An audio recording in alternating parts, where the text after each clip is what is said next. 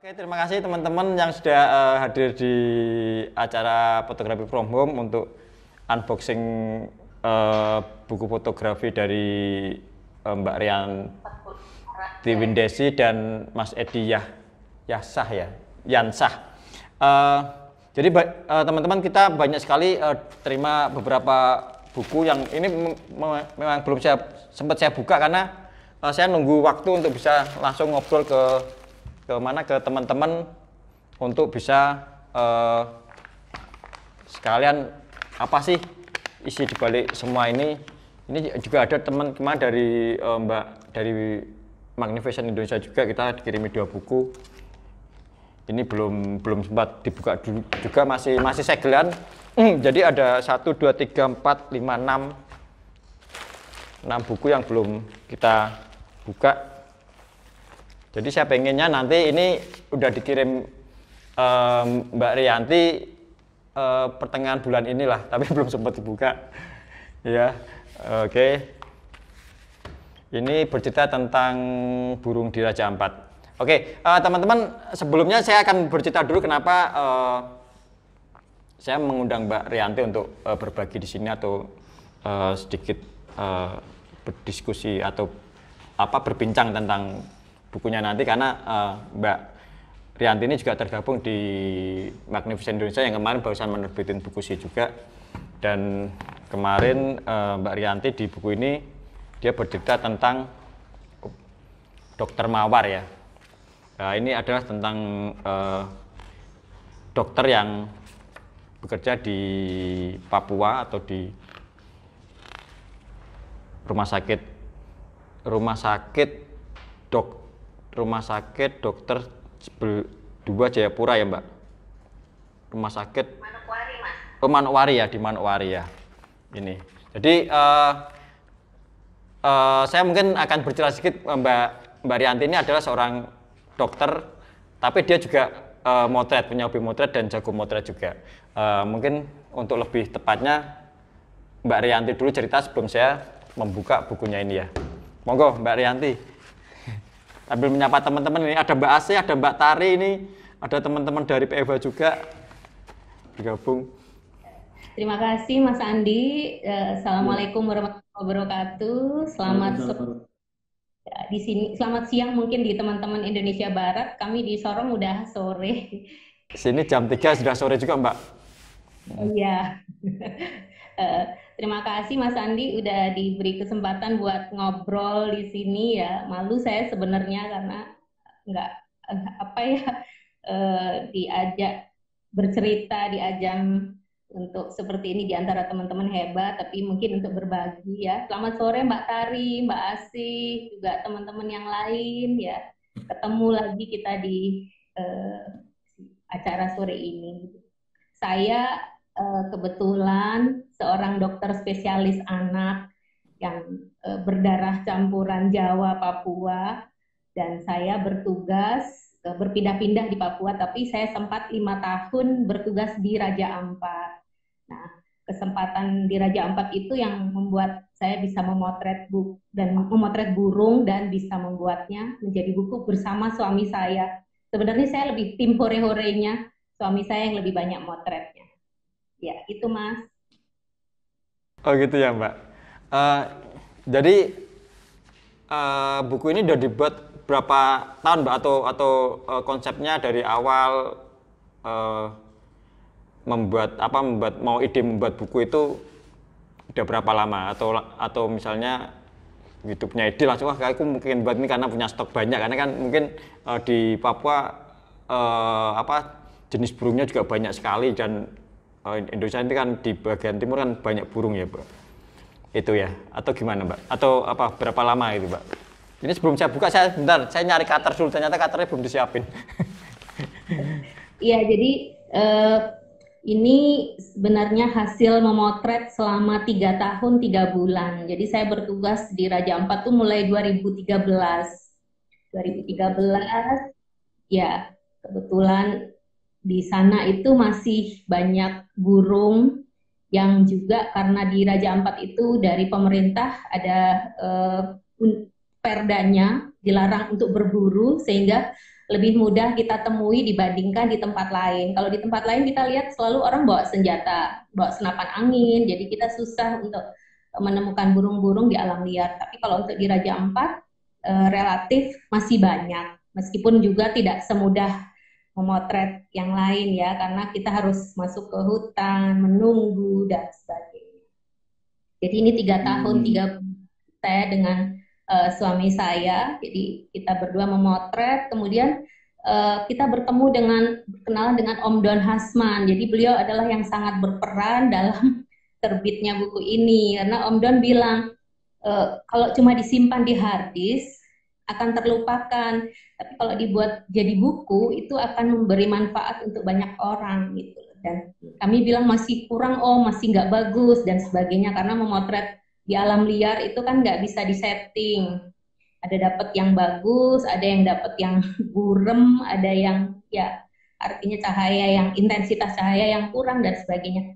Tapi Om Don bilang nggak akan pernah sempurna gitu, buat aja. Nah atas ya support beliau yang luar biasa, nekat akhirnya Mas jadilah buku ini. 2006 itu kami launching. Ya. 2016 ya? Ya 2016. Mbak Rianti juga mengalami ini ya Mbak, maksudnya menunggu momen-momen motret hunting itu sampai nunggu di suatu tempat gitu pakai kamuflase gitu juga ya?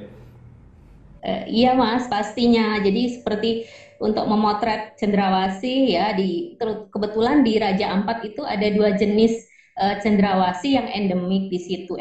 Cendrawasih itu banyak sekali jenisnya ya, di Papua, di Maluku, tapi ada 2 yang memang endemik di Raja Ampat, yaitu cendrawasih botak sama cendrawasih merah. Ya, untuk bisa melihat mereka kita perlu effort. Jadi kalau untuk memotret cendrawasih itu biasanya mereka bermain, jam bermainnya ada, misalnya jam 6 pagi itu dia bermain sama jam 3 sore. Nah, kita datang duluan. Lokasinya di gunung ya, jam 3, jam 4 udah jalan naik gunung menunggu. Kemudian ya kamuflase, kemudian ya itu belum tentu beruntung, belum tentu dia datang. Belum tentu beruntung ya. Iya. Belum tentu dapat ada burungnya juga ya Mbak ya. Iya, belum tentu dapat, belum tentu datang, dan belum tentu hasil motretnya bagus. Bisa remedial bertulang-tulang. Paling lama proses menunggu itu sampai berapa lama Mbak? Berapa hari atau berapa jam gitu? Kalau memotret burung kita harus tahu kebiasaan burungnya Mas. Misalnya kalau Sulawesi ya jam bermainnya antara jam 6 sampai jam 8 ya. Jadi kalau sudah lewat jam 8 kita menunggu juga percuma karena dia akan bermain lagi sore hari sekitar jam 3. Jadi mereka jam mencari makan. Dia bisa kita foto pada saat dia menggoda pasangannya. Jadi burung jantannya akan menari-nari di tempat itu karena dia menggoda pasangannya. Setelah selesai ritual itu dia akan pergi terbang mencari makan. Nanti sore baru kembali. Jadi kalau untuk khusus cendrawasih kita menunggunya sesuai jamnya. Tapi kalau yang lain bisa seharian Mas di dalam hutan, hari Minggu, Sabtu gitu di dalam hutan liburan atau piknik di hutan. Piknik di hutan. Itu biasanya paling enak mungkin pas musim kawin ya Mbak atau gimana? Kalau khusus yang menjadi bintangnya kan cendrawasih. Jadi kalau orang-orang ke Raja Ampat itu satu daya tariknya selain wisata di bahari ya, juga city view, juga mereka salah satunya adalah untuk bird watching. Jadi kalau untuk bird watching itu kalau cendrawasih biasanya ritualnya rutin setiap hari gitu. Jadi di pohon yang sama, kalau ya cuma biasanya di atas bukit. Sehingga kita kalau memotret agak kesulitan kalau tidak kayak eye level ya, kita harus sejajar tingginya dengan pohon yang dia bermain, karena kalau tidak hasilnya pasti ya tidak maksimal seperti itu. Iya. Oke deh teman-teman, biar lebih menarik lagi kita sekalian buka bukunya Mbak Rianti. Jadi nanti kita bercerita sambil kita nunjukin foto-fotonya, jadi biar lebih paham lagi ya. Oke. Coba saya buka. Oke.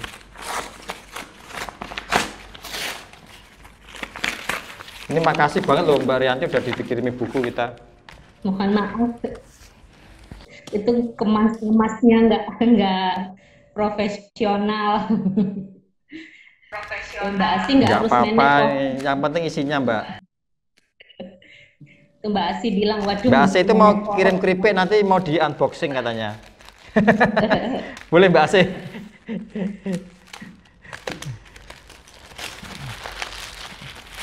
Wah. Ini terbitan mana Mbak Rianti? Bukunya Mbak? Kalau ini kebetulan kami nyetak sendiri, maksudnya untuk percetakannya ada temannya suami yang di Jakarta. Kemudian kalau untuk penerbitnya dari kami sendiri, ya ini karena kalau saya bilangnya selalu gini, ini proyek kalau di Papua itu kita bilang ada proyek makan puji ya, jadi maksudnya dari untuk kepuasan diri sendiri gitu mas. Jadi ya dicetak sendiri. Tapi bersyukurlah karena pada saat itu udah banyak teman-teman yang pre-order jadi bisa kami cetak. Karena kalau buku lumayan buku foto kan lumayan nilainya juga besar. Ini berapa halaman Mbak Rianti? Saya nggak hafal persis ya, sekitar 200 ya sekian. Tapi 237. Ya, 237 dan ada sekitar 118 jenis burung yang kami foto. Jadi kalau sebelumnya memang tidak ada buku foto untuk burung di Raja Ampat atau di Indonesia Timur terutamanya, yang ada berupa sketsa mas dari LIPI. Itu punya LIPI berupa jadi kita juga karena nggak ada yang membuat mendokumentasikan burung-burung itu, makanya dulu masih berupa sketsa ya Mbak. Jadi iya, ini berupa. sekarang untuk kasanah burung-burung di Raja Ampat sudah didokumentasikan dengan baik oleh Mbak Rianti dan Mas Edi. Ini mungkin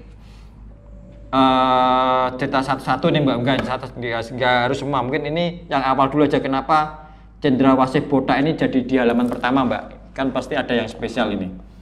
Iya, seperti yang saya sebut tadi Mas, jadi yang burung yang endemik di Raja Ampat itu dan tidak ada di tempat lain itu ya cendrawasih botak dan cendrawasih merah. Itu sebabnya kenapa mereka jadi maskotnya, jadi yang paling dicari orang ke Raja Ampat pasti pengen lihatnya itu. Jadi itu dia sedang mating. Oke, jadi teman-teman ini saya baru buka, jadi saya belum baca, makanya saya cuma akan lihat foto-fotonya, akan saya tanyakan ke Mbak Rianti karena pasti Mbak Rianti punya ceritanya kenapa burung-burung ini cendrawasih tadi udah dibilang endemik, terus ada cendrawasih merah, ini ada Manucodia kilap ya Mbak. Ini masih ini dengan cendrawasih bukan Mbak? Manucodia kilap ini. Iya, jadi masih satu rumpun lah ya. Jadi satu rumpun ya, satu genre lah ya. Oke, terus yang cendrawasih saya lihatnya sih biasanya orang tahu cendrawasih itu yang ekornya panjang, terus jambulnya kuning, itu yang apa itu Mbak? Jadi kayak yang saya bilang tadi Mas, kalau untuk cendrawasih itu jenisnya banyak. Banyak banget ya. Iya, sekitar 40-an jenis lah ya. Jadi yang saya tahu itu tim Laman itu sedang mendokumentasikannya. Jadi yang biasa kita lihat yang dipakai di kepala kadang-kadang itu adalah yang jenis cendrawasih kuning yang besar, ragin. Ya, jadi banyak jenisnya Mas. Cuma kalau yang di Raja Ampat yang merah ini hanya ada di Raja Ampat, di tempat lain nggak ada. Oh gitu. Oke. Oh yang cendrawasih kuning itu di Raja Ampat jarang ya Mbak? Atau gimana? Yang kuning itu ada tapi di dataran besar Mas. Ini kan kepulauan, jadi di daratan besar. Yang pulau-pulau besar itu masih ada, kayak di daerah Misol itu ada Cuman kalau khusus yang merah itu hanya ada di Kepulauan Waigeo dan Batanta. Di tempat lain nggak ada. Oke.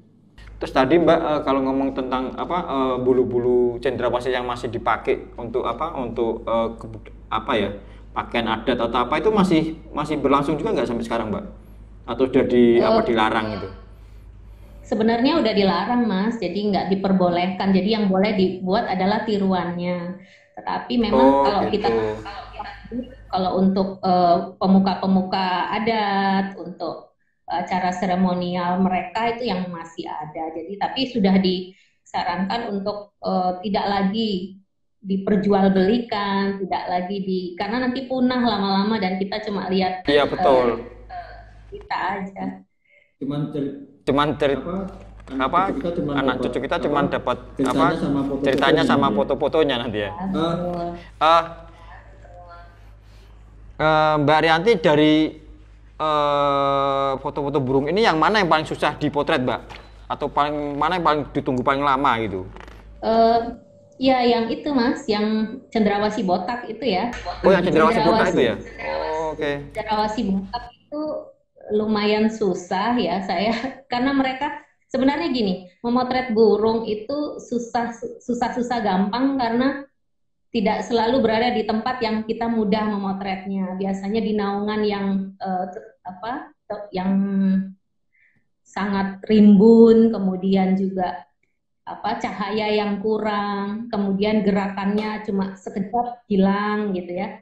Itu yang bikin kadang frustasi, kita nungguin berjam-jam nggak datang, tapi kadang tiba-tiba muncul di depan dan kita belum siap dengan kamera. Iya, kan sangat ini Mas, butuh waktu yang singkat, belum lagi dengan lensa tele yang lumayan berat ya. Jadi agak susah. Pakai lensa tele berapa Mbak Rianti? Kebetulan kami ada beberapa lensa tele ya. Jadi kalau suami saya pakai yang Canon ya, kami pakai Canon kebetulan, nyebut merek ya, tapi memang pakai Canon. Ya apa-apa Mbak. Yang suami saya ada yang 100-400, ada yang 300 terus pakai 600. extender. Sempat punya yang 500 hilang Mas, dicuri orang. Waduh. Ya jadi terus saya yang ringan punyanya Tamron yang 150-600 karena lebih ringan buat saya ya. Tangan saya kan nggak seperti suami. Yang ada keluaran baru yang dari Canon itu juga ringan Mbak, sekarang yang 600 sama 800 mili itu ringan kalau kita ngomong seberat botol aqua itu loh. Jadi nggak begitu berat. Jadi kalau yang kemarin yang IF itu kan masih berapa kilo, yang 600 mili aja udah berat banget itu. Ya ini aja udah berat, apalagi bapaknya ya. Berat sekali. Mbak Rianti, ini di sini ada cendrawasih botak, ini ada yang warna merah dan warna kuning. Ini apa bedanya Mbak? Kalau yang lebih berwarna itu jantan Mas. Jadi kalau burung itu berbeda dengan hewan lain ya, jantannya lebih berwarna. Karena mungkin salah satunya untuk menarik perhatian betina. Sedangkan yang betina biasanya biasa-biasa saja, rata-rata seperti itu, warnanya nggak terlalu menyorot, ukuran dan lain-lain. Itu yang mungkin diadopsi. Kalau penari-penari di Papua itu lebih banyak yang bersolek itu yang laki-laki. Yang cowok malah ya. Oke. Mbak, kalau populasinya juga gimana untuk sekarang Mbak? Masih banyakkah atau berkurang ya? Sudah sangat berkurang untuk Mas. Populasi cendrawasih gitu. Iya, sudah makin sulit untuk kita, karena ya banyak perburuan liar, masih banyak, karena kan harganya juga masih lumayan ya Mas, jadi orang masih sembunyi-sembunyi meskipun ada perda untuk melarang ya tetap masih ada yang sembunyi-sembunyi. Dijual di ini ya kayak pasar gelap gitu ya Mbak? Enggak, betul, kayak itu kakak tua raja itu kan kita pernah dengar banyak diselundupkan, cuman ya itu tadi ya dari kitanya semua mengedukasi. Makanya salah satu tujuan kami membuat buku ini selain untuk mendokumentasikan juga untuk edukasi Mas. Jadi Kalau di saya ingat waktu pas launching itu kan ada anak-anak sekolah datang, ya mereka ya itu tadi diberitahu, dia tahu ini nama burung ini apa, jangan diburu, jangan dikertapel dan sebagainya. Jadi tujuannya juga buat edukasi. Edukasi juga ya. Mbak, itu kalau burung itu dijual di pasar gelap sampai berapa, Mbak? Yang cendrawasih itu, Mbak? Eh, saya nggak ngerti pastinya Mas, tapi saya dengar sekitar antara 5 sampai 15 jutaan lah. Wush, gila ya. Iya, per Mahal banget, berarti makanya kenapa banyak yang berburu kan, karena mahal itu ya? Iya, betul. Jadi ya itu tadi ya daya tarik, padahal mungkin kita yang harus mengajarkan sama mereka. Kalau mereka memelihara apa mereka menjaga habitatnya itu juga salah satu untuk daya tarik. Orang datang ke sana membayar, Mas. Jadi kayak orang mau lihat bird watching itu di Raja Ampat itu per orang membayar 150 antara 100.000 sampai 150.000 seperti itu. Jadi kalau dia mau menjaga habitatnya ya dia bisa akan mendapatkan pemasukan terus-menerus sebenarnya seperti itu. Oh, gitu ya. Wah, ada juga operator yang kayak gitu ya. Jadi ngajak untuk watching burung itu untuk terus berbayar gitu ya. Memang begitu. Jadi di Raja Ampat memang salah satu selain untuk wisata untuk di ke pulau-pulau ya apa Hopping Island itu juga salah satunya birdwatching dan itu di tempat yang itu memang dikenakan biaya.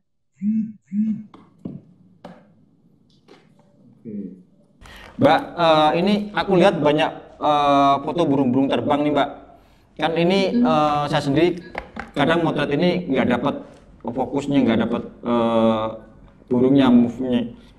Ini apa pakai kita ngomong teknik ya sekarang ngomong teknik pemotretannya pakai speed berapa atau ISO berapa gitu mungkin. Ini burung-burungnya terbang semua loh ini yang dipotret Mbak Arianti ini. Ya, kalau bird in fly biasanya suami saya yang motret karena kan lensanya lebih Oh gitu. lebih besar dan dia lebih kekar gitu ya, jadi tangannya lebih kuat karena dari Lebih dia kuat. sekitar 100 foto gitu ya, dari kan pakai continuous ya, modnya continuous, dari Continuous ya, 100 oke. kita baru ketemu dapat satu ya. Jadi kayak yang tadi Mas Andi sempat nunjukin, ternyata ada kita tahu burung terbang ternyata dia dapat ular gitu ya. Kita taunya Oh ya setelah ya, foto. ini betul ya.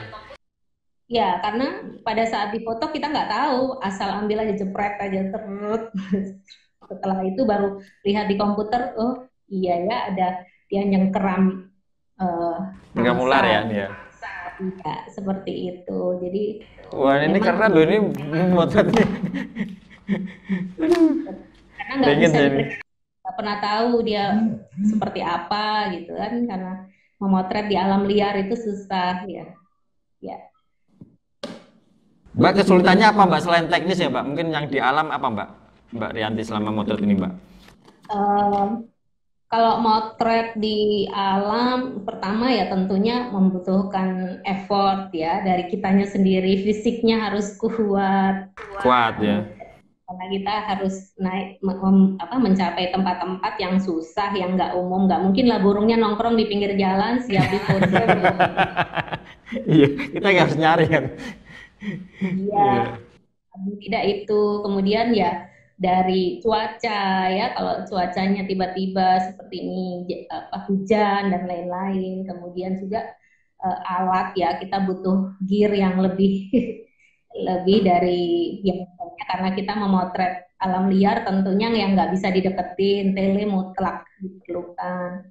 Kemudian ya eh, harus ada yang nemenin Mas gitu kan, karena kita masih masuk tempat seperti itu. Ya, itu burung anu Mas, paruh kait ya. Jadi masuk golongannya Raja Udang, paruh kait. Itu nokturnal. Jadi malam biasanya saya ingat burung itu kita setiap lewat saya malam pulang itu dia biasanya menunggu mencari mangsa itu di satu tempat itu ya, di dahan itu, dan kita bisa memotretnya dalam keadaan cahaya yang sangat kurang karena kalau dikasih lampu pasti terbang seperti itu. Oh gitu. Oke, oke, wah keren ini. Ini ternyata banyak sekali apa spesies yang misalnya nih kingfisher ini ternyata banyak sekali ya Mbak ya. Jenisnya bukan cuma satu nih. Ada Iya, apa kingfisher nih? Perut banyak merah, sekali. ada udang kecil, ada paruh kait, Ya. ada kakak suci juga. Kalau di Jawa di Semarang itu paling cuma lihat satu tok yang warna biru itu aja. Iya, Tapi itu pun iya. jarang. Ini banyak banget ini. Wah, ini kalau hobi motret birding ini wah keren ini. Tapi itu juga ada yang sudah nggak ketemu lagi, Mas. Jadi kayak yang apa? Yang kecil itu, raja udang kecil itu, itu Kan ada udang kecil ya. nanti lagi udah nggak ketemu. Jadi waktu itu lahannya masih di daerah bakau-bakau kan biasanya pada saat air surut dia akan mencari makan ya, dari mencari makannya kerang-kerang atau ikan kecil. Nah, setelah itu tempatnya ditimbun, sudah ditimbun, direklamasi, hilang, sudah nggak pernah ketemu lagi di mana. Jadi sangat disayangkan, banyak yang jenis-jenis yang kita nggak bisa ketemu lagi dengan mudah. Iya ya, sayang ya. Padahal ini sebuah kekayaan fauna Indonesia yang luar biasa sekali ya Mbak. Sayang kalau tidak sampai kita bisa mendokumentasikan foto-foto burung ini ya. Wah ini Ya, makanya bukunya Mbak Rianti luar biasa sekali. Jadi ini tadi ada yang nanya Mbak, bukunya masih ada nggak? Katanya mau beli katanya. masih Mas, masih. Jadi memang kami ini udah cetakan kedua. Jadi cetakan yang Oh ini pertama cetakan kedua. sudah sempat habis waktu pre-order, kemudian cetakan kedua dan masih ada mungkin sekitar 50-an buku masih lah. Ini dijual berapa Mbak Rianti? Saya sebut harga ya. Tidak apa-apa, nanti kita bantu pasarkan di PFA. Jadi siapa tahu teman-teman nanti kalau yang berminat bisa hubungi saya, nanti saya sambungkan ke Mbak Rianti ya. Ya, kami menjualnya 400 Mas, nanti plus ongkos kirim. 400.000 ya? Iya. Oh sudah termasuk ongkos kirim? Belum Mas, Belum? Dan Belum termasuk ongkos kirim ya? daerahnya mana? Ya karena ongkos kirim kalau dari Papua ke Semarang aja itu kalau kemarin kirim kaos saja sudah 160 habis tadi. Ongkosnya Ini lebih. keren ini kakak tua nih. Ya, itu Kakak tua koki. Kakak tua betul. Jadi gini Mas, sebenarnya saya dengan suami saya terutama gitu kan, kita iri nih sama ceritanya, iri. Kenapa sih selalu yang bikin buku itu orang luar, padahal yang punya kekayaan itu kita gitu Betul ya. ya, itu yang nanti salah satu program kerja saya yang di MF itu Mbak. Semua bagus-bagus, tapi orang luar yang bikin. Jadi Iya, akhirnya betul. modal nekat dan disupport Om Don yang sangat luar biasa. Kalau nggak dipaksa-paksa Om Don itu mungkin masih jangan dulu lah simpen nambah, dan akhirnya seperti itu. Kata Om Don, nanti kalau memang ada tambahan kan bisa di edisi berikutnya ditambahkan gitu ya. Betul, dan ini dibuat bilingual ya, 2 bahasa karena biar bisa dipakai untuk guiding Mas. Jadi di Raja Ampat itu banyak guide yang tahu, ditanya burung ini tapi mereka nggak tahu bahasa Inggrisnya apa. Kemudian kalau Gitu ya, ditanya bahasa Latinnya ya. apa, ya jadi seperti itu. Karena kami cemburu sama orang luar yang selalu bikin buku bagus. Ya tapi memang kenyataannya kayak gitu Mbak. Jadi keindahan alam Indonesia itu banyak diekspor dan dibuat buku oleh teman-teman fotografer dari luar gitu loh. Jadi makanya kemarin kayak si Ebi itu juga gregetan, makanya kenapa sih buku Indonesia nggak ada yang membuat buku tentang Indonesia, banyak kan dari luar gitu loh. Nah itu salah satunya ada kebanggaan juga teman-teman fotografer bisa mendokumentasikan kekayaan Indonesia itu. Dan kemarin juga teman-teman di Bali juga Indonesia itu pantainya luas, banyak orang yang surfing, tapi nggak ada yang publikasi surfing, yang mendokumentasikan surfing itu jadi buku itu. Yang ada cuma dari orang luar ya, itu yang salah satunya yang prihatin kita. Makanya ini luar biasa sekali Mbak Rianti, karena ini bisa jadi warisan anak cucu kita nanti. Betul Ya. Mas. Kalau nanti ini burung-burungnya udah nggak ada, kita mau lihatnya di mana, ya kan? Nah ini udah ada foto-foto dari Mbak Rianti dan Mas Edi tadi. Maaf, kalau Mas Edi itu dokter juga atau gimana Mbak Rianti? Nggak, kebetulan suami saya alumni dari Kehutanan IPB, Mas. Oh gitu. Oh, makanya dia paham betul dengan ini ya, hutan-hutan di Papua juga ya. Ya, kalau saya kan tim hore-hore, Mas. Saya lebih banyak tim hore. Jadi Mas Edi juga pernah dinas di sana mungkin di kehutanannya apa Manokwari itu, Papua Tidak, atau gimana? tidak. Kebetulan dia swasta dulu sempat bekerja di NGO di Sudan. Ya, jadi Oke. motret itu di Sudan. Kalau di Sudan kan mereka terkurung, nggak bisa kemana-mana, jadi hanya bisa memotret dari balik wire itu ya. Jadi itu sebabnya kenapa suka memotret. Saya sih awalnya tidak suka memotret burung, Mas. Tapi daripada saya ditinggal di rumah sendiri, lebih baik saya ikut Oh gitu. Ikut temennya ya sekalian motret. dan Oke lama-lama oke.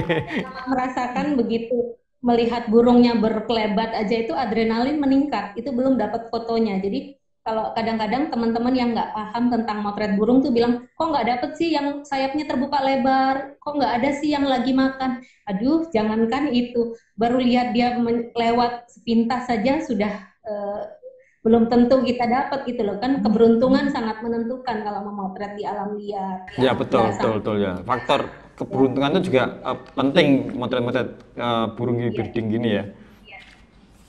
Karena ini banyak juga Tergantung. burung-burung, foto-foto burung yang terbang gini. Jadi ini kalau kita hunting kalau memang apa subjeknya ada banyak akan susah dapat foto-foto burung terbang gini. Ini Iya. saya lihat mesti di sana banyak banget nih kalau di bukunya banyak burung terbang ini. Mas, ya makanya itu salah satu keberuntungan saya karena saya bertugas di sana selama selama 5 tahun dan dalam 3 tahun itu saya bisa memotret berbeda dengan pengunjung yang cuma datang seminggu mau datang lihat burung sehari ya belum tentu lah. Mungkin aja dia udah datang naik gunung ternyata burungnya lagi ngambek nggak mau datang kan seperti itu. Burungnya, burungnya bisa ngambek di sana ya Mbak. Ya Mas, tergantung apalagi Kalau cuaca. kalau saya motretnya cuma dapat ini Mbak di Rawapening nih. Bango apa nih? Kuntul perak. Nah, ini kalau di Rawapening banyak ya ini nih. Tapi cuma Betul. satu jenis ini aja gitu loh. Tapi kalau di buku ini macam-macam ini keren. Banyak. Dan buku ini apa Mas divalidasi untuk burungnya dari teman yang di Undip. Artinya buku ini karena dipakai bukan hanya sekedar buku foto, ini adalah buku untuk ilmu pengetahuan juga, jadi harus Siap, benar, siap tuh. ya harus verifikasi. Jadi kita tidak mau dan salah informasi kan ini memalukan juga kalau ternyata salah ya. Jadi seperti itu. Dan ada dapat muri ini Mas, kebetulan Pak Jaya Oh gitu. Suprana Oh ya di, ini ada pengantar ada Pak Jaya Suprana juga ya. di halaman paling depan itu mungkin Ya agak ya ya. ada anu penghargaan muri Mas. Jadi beliau yang bilang nanti ini ya dapat muri. Aduh maaf Pak, kami belum pantas untuk dapat ini loh. Loh, kamu itu kalian itu udah bikin yang lain belum pernah bikin gitu. Tapi kan kami merasa aduh hanya seperti ini gitu loh jauh dari sempurna tapi ya alhamdulillah dikasih penghargaan sama beliau. Nah saya bacakan ya Mbak. Eh, buku ini sangat layak diperhatikan, disimak, dihormati, dan dihargai karena merupakan buku fotografi burung Raja Ampat yang pertama disusun dan diterbitkan di planet Bumi. Sekaligus merupakan buku fotografi yang pertama disusun dan diterbitkan oleh bukan para warga negara asing, namun para warga negara Indonesia merdeka. Jaya Suprana ini, wah luar biasa banget ini. Nah, ya memang gitu Mbak, kalau tidak ada yang motret, memulai motret fotografer Indonesia ya nggak ada yang motret sekeren ini. Ini gue keren-keren ini loh. Oh. Ini bu, ini mungkin bisa jadi kayak apa ya database fauna atau burung di Indonesia juga ya, Mbak. Iya, Jadi bisa untuk mungkin di kampus-kampus atau di sekolah nah, ini bisa jadi bahan acuan juga. iya memang seperti itu. Jadi tujuan kita salah satunya adalah menanamkan kepedulian untuk melindungi satwa yang ada itu juga buat anak-anak, kemudian juga kepada mengenalkan pada orang luar kalau betapa kayanya kita di sini seperti itu. Jadi proyek kepuasan batin seperti yang saya bilang dari awal itu ya. Jadi kadang-kadang kalau proyek buku itu bukan proyek komersil ya, tapi adalah satu proyek kepuasan batin di mana kita bisa mewariskan sesuatu buat anak cucu kita nanti. Jadi mungkin suatu saat kalau ingat burung Raja Ampat itu orang ingatnya saya dan suami, artinya itu udah biasa buat kami. Karena ini yang buat Mbak Rianti sama Mas Edi ya. Jadi luar biasa sekali. Jadi apa? Ya tadi yang seperti dibilang semua apa keindahan Indonesia itu banyak yang motret itu cuma orang luar, tapi orang Indonesia itu tidak ada yang mau motret untuk ini. Makanya beberapa fotografer itu ada yang dengan egonya masing-masing, dengan nasionalismenya itu, wah ayo kita harus membuat buku tentang Indonesia atau kekayaan Indonesia atau flora fauna Indonesia. Keren banget. Tadi ini mau nanyakan apa nih? Yang tadi ini burung lagi terbang ini. Yang ini sama keren anak, nih, Mbak. Ya, ini keren banget ini. Ini di mana nih, Mbak? Jadi ini kami di hutan juga nih. Pada saat suatu siang kami pulang dari Pianemo ya Mas Andi, kalau pernah ke Pianemo itu kebetulan perahu kami rusak, jadi kami singgah di daerah kampung di Mansuar situ untuk perbaiki mesin. Terus ada tonggak, biasanya kalau di Raja Ampat itu orang tidak memakai jangkar, jadi ada tonggak-tonggak untuk mengikat perahu, jadi karena akan merusak terumbu karang. Jadi saya lihat itu di tonggak itu kenapa ada burung ini ya, Willy Wagtail ini ya, atau kami biasa menyebutnya burung pantat goyang karena dia suka goyang-goyang pantatnya ya. Jadi Willy Wagtail ini kok mondar-mandir gitu. Ternyata ada sarangnya, setelah dipakai tele gitu dilihat loh ada anaknya di situ. Burung ini jahat Mas kalau dia sedang punya anak. Ada yang mendekat ke di situ akan diserang, mau anjing atau manusia, pokoknya dia akan kejar patuk-patuk semua gitu. Berani ya dia. Nah, naluri melindungi anaknya itu ada ya. Jadi lucu, hewan-hewan itu punya perilaku masing-masing. Ini dapat momennya keren juga nih. Iya. Pas lagi mau ngasih makan ya. Dari 100 foto mungkin dapat 1-2 Mas yang. Iya. Mbak, dari buku ini mana yang punya kenangan tersendiri tentang foto-foto di sini, Mbak? Ada di situ pink spotted fruit dove. Mungkin Mas kalau lihat, jadi ada dove yang ada bintik-bintik pinknya di badannya. Halaman mana nih? Saya depan, belakang, tengah. Nyari di buku ya. Pink spotted. Jadi dove itu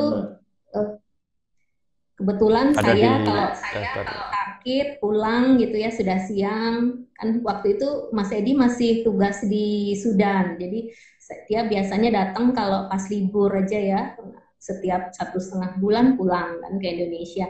Jadi saya biasanya sendiri ditemanin perawat saya gitu, pulang rumah sakit, ayo kita pergi ke dermaga, bakau-bakau di situ nungguin. Nah burung itu kebetulan dia bertelur. Ada apa namanya tadi Mbak?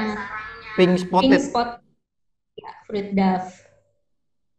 Bentar. Itu nama latinnya ya? Ya.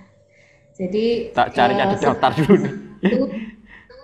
Ternyata dia bertelur. Jadi saya setiap hari itu mengunjungi tempat itu, menunggu, berharap supaya dia menetas gitu. Jadi saya merasa kayak selain saya dokter anak manusia, saya juga dokter anak burung gitu ya. Nungguin dia menetas, dan ternyata dia nggak menetas setelah sekian lama itu. Jadi hampir setiap hari saya datengin setiap siang. Di situ yang saya ketemu juga kecil itu tadi yang sangat susah difoto. Oke, itu yang ya udah kita tungguin lama, ternyata nggak menetasnya Mbak ya. Tapi menjadikan kenangan tersendiri Mas, karena setiap berharap dengan cemas apakah dia muncul apa tidak gitu ya. Kami juga jadi belajar suara-suara burung Mas. Jadi salah satu salah satu teknik untuk memanggilnya itu dengan merekam. Pokoknya download suara-suara burung. Pakai burung, suara burung itu ya. Oke. Kalau di situ nanti dia akan bersautan. Kalau dia menyaut berarti dia ada di situ. Kadang-kadang kan entah bahasa mereka seperti apa, tapi biasanya salah satu cara adalah dengan memanggil Oh dengan gitu. ya. Saya Berarti tahu jadi oh, ini suara apa? Oh ini burung ini. Oh ini burung ini. oh gitu Namanya ya. gitu. Wah, luar biasa menarik ini, Mbak Lianti ini. Jadi punya punya beberapa koleksi suara-suara burung ya, Mbak ya? Ada berapa koleksi, Mbak? Iya, Mbak, ya lumayan sih Mas, terutama yang burung-burung yang kayak kingfisher gitu ya, cendrawasih. Kita tahu dia biasanya kan ada yang daerah dia punya daerah kekuasaan di daerah situ ya, pokoknya dia nggak akan jauh-jauh dari situ. Itu biasanya bisa kita panggil sambil nunggu. Jadi seharian kalau bird watching atau motret burung itu bisa berangkatnya pagi, bisa pulangnya sore. Jadi lengkap Mas, biasanya bawa untuk bekal, bawa kompor buat kopi dan Komplit ya. ya camping, bawa hammock dan sebagainya. Karena kita akan seharian menunggu dari pagi sampai sore. Jadi kalau untuk bird watching memang nggak bisa digabung dengan yang fotografi karena yang berwatching begitu lihat dia udah selesai, sementara yang motret kan pingin dapat hasil yang bagus. Jadi itu tips untuk yang mau bepergian begitu harus yang sehobi Mas, yang sama-sama suka motret. Jadi Iya betul, kalau nggak sobi nanti yang lainnya pengen kemana, kita belum selesai dapat pengen pergi. ya nanti yang lainnya pengen pulang sementara yang lain masih nunggu kan begitu. Jadi Iya. harus satu aliran lah. Betul. Mbak, jadi tadi suara itu satu jenis itu beda ya, misalnya itu tadi Kingfisher itu Kingfisher yang satu dengan yang lain yang beda jenis tadi beda juga suaranya atau gimana? Atau Iya, tetap sama? Oh, semua beda juga ya? berbeda Mas. Jadi berbeda. Kan kalau kayak Kingfisher itu teritorial, jadi dia tuh punya daerah kekuasaan ya di situ. Jadi biasanya kita ada suaranya, kita tahu di daerahnya di sekitar itu kita panggil dan biasanya nyaut, yang jantan, betina kan biasanya begitu. Dari situ ya kita tungguin kalau dengar suaranya, di sambil Oke berdoa. deh, keren banget nih.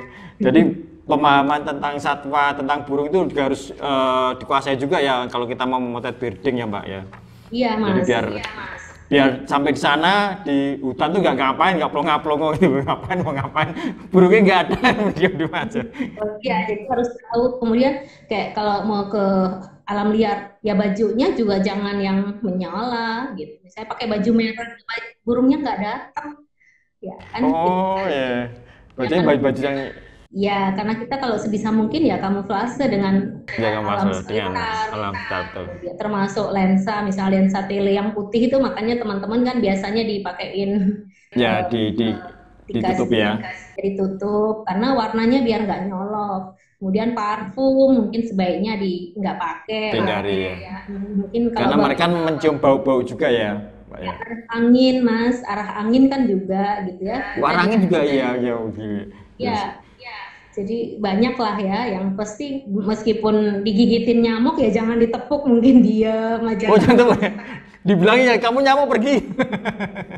Karena nanti begitu ditepuk ya, kedengaran burungnya kabur, kaget. Oh gitu ya, segitunya ya. Aduh, gatal itu udah boleh digaruk berarti ya Mbak ya, ditiup aja ya, gitu ya. Saya biasanya kalau pergi berdua gitu misah Mas, nggak barengan gitu ya. Jadi biar dapat angle berbeda. Kami pakai radio komunikasi, jadi biar nggak cari-cari gitu.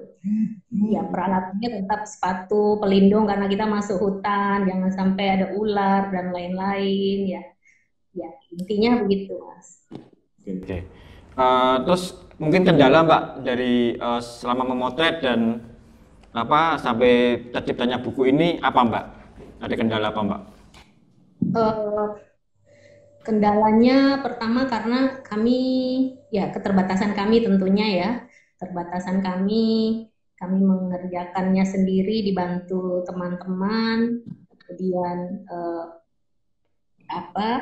jumlahnya juga kan kita harus yakin betul, verifikasi dan mencari informasi banyak. Jadi setiap ada jenis itu kami harus bagikan dulu ke teman-teman karena apakah ini betul atau tidak ya, jangan sampai sudah terlanjur dicetak salah. Kemudian kami kan jauh di Raja Ampat, sementara buku dicetak di Jakarta, sehingga kalau ada perubahan-perubahan itu juga lumayan menyulitkan. Kemudian juga berat ya, buku ini berusaha seringan mungkin juga susah ya.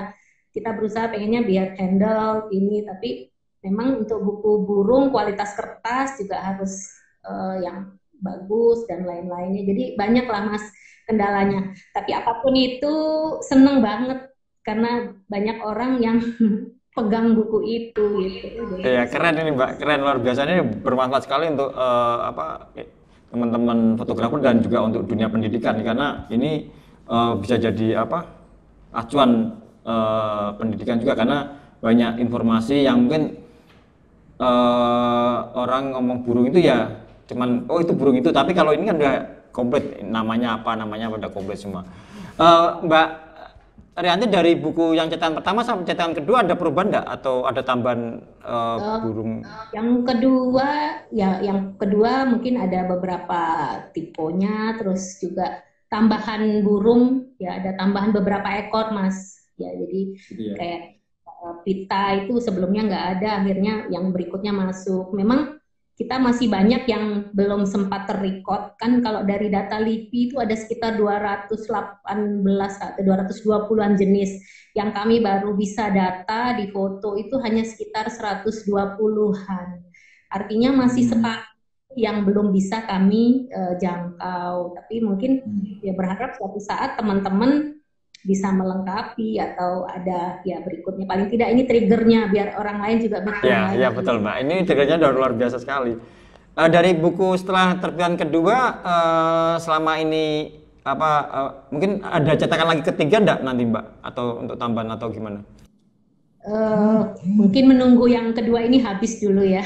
Karena habis dulu ya. Oke. Saya rata-rata hampir semua tempat ya teman-teman yang kebetulan kenal, biasanya mereka komunikasi langsung pesan, juga beberapa untuk kami bagi-bagikan untuk hadiah dan sebagainya. Artinya menyebar kemana-mana gitu ya. Saya pikir hampir 1000 eksemplar ya yang sudah beredar. Ya mudah-mudahan kalau memang bisa kita ingin bikin lagi, maksudnya dilanjutkan lagi dengan menambah beberapa jenis yang masih kurang. Ya, yang belum masuk di sini ya, karena memang kan luar biasa sekali kan jumlahnya. Ini ada dari Mas Priyatakari Utama, dia dari Depok. Bisa nggak bukunya dikirim ke Jakarta Mbak itu? Bisa aja kayaknya ya Mas? Bisa, nanti japri. Ya mudah ya. Nanti japri Mbak Rianti atau bisa lewat ke PEVA, nanti saya sambungkan ke Mbak Rianti juga. Ya, gitu. Mbak Rianti, sebelum kita tutup mungkin ada closing statement Mbak Rianti, karena waktunya mungkin terbatas kalau di Instagram ya. Iya betul.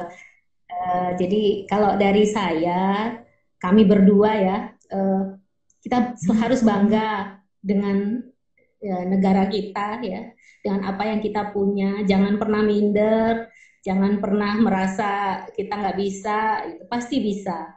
Kemudian alam ini diciptakan untuk dijaga, diwariskan ke anak cucu. Jangan sampai suatu saat anak cucu hanya mendengar cerita dan kita orang-orang yang sebelumnya akan merasa sangat berdosa karena kita tidak menjaganya untuk mereka. Mungkin itu Mas, terima kasih banyak untuk kesempatan kali ini. Mudah-mudahan bisa ketemu di acara yang lain lagi. Asik. Oke ya. Oke, terima kasih banget Mbak Rianti Windesi, ini bukunya keren banget dan ini sangat bermanfaat untuk tadi kalau bilang anak cucu ini akan jadi warisan, karena kalau tidak ada yang mendokumentasikan ini nanti ceritanya gimana ke anak cucu kan. Ini luar biasa sekali dan saya salut sama Mbak Rianti dan Mas Edi Yansah. Semoga nanti buku selanjutnya lebih ada tambahan lagi, karena memang satwa di Indonesia itu luar biasa banyaknya, dan itu sayang kalau kita teman-teman fotografer tidak bisa mendokumentasikan itu, karena itu sebagai warisan juga kepada anak cucu kita nanti. Oke, terima kasih buat teman-teman fotografi from home yang sudah menyaksikan acara unboxing photobook Bird of Raja Ampat. Terima kasih sekali buat Mbak Rianti Windesi dan Mas Edi Yansah yang sudah membuat buku ini. Buku ini keren sekali karena bisa menjadi warisan anak cucu kita, karena semua data tentang burung yang ada di Raja Ampat semuanya ada di sini. Jadi teman-teman yang mencari referensi tentang burung-burung di Raja Ampat bisa membeli buku ini. Dan untuk pembelian buku bisa hubungi kami di PFA. Nanti akan kita sambungkan dengan Mbak Rianti Windesi. Oke, terima kasih. Selamat sore. Wassalamualaikum warahmatullahi wabarakatuh.